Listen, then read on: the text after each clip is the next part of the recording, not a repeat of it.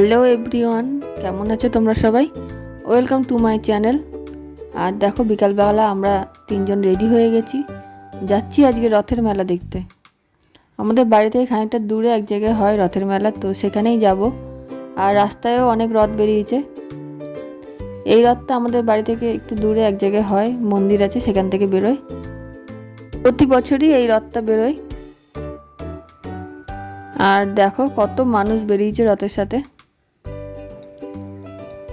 আর এই ভিডিওটা আমি এরকম লম্বালম্বি করেছি কারণ আমি ভেবেছিলাম যে এই রথের ভিডিওটা আমি মিনি ভ্লগ হিসাবে দেব, কিন্তু ভিডিওটা করতে করতে এতটাই বড় হয়ে গেছে যে এটা মিনি ভ্লগ দিতে পারলাম না, কোনোভাবেই কেটে কুটে হলো না। কারণ যেইটুকু ভিডিও করেছি সেইটুকু থেকে একটুও বাদ দিলে সেটা দেখতে ভালো লাগতো না, তো সেই জন্য বড় ভিডিও হিসাবেই দিয়ে দিলাম। আর তোমরা কিন্তু অবশ্যই এই রথ দেখতে দেখতে আমার চ্যানেলটিকে সাবস্ক্রাইব করে দিও আর একটা লাইক করে দিও ভিডিওটা।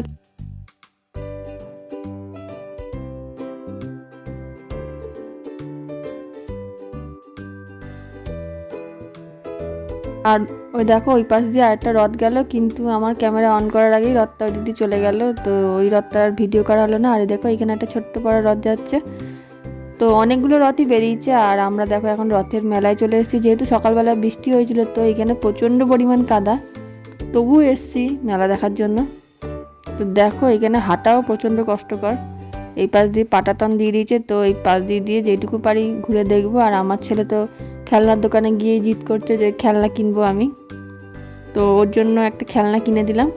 আর আমি আমার জন্য একটা চাবির রিং কিনলাম। আর এই দেখো এখানে একটা রথের দোকানও রয়েছে।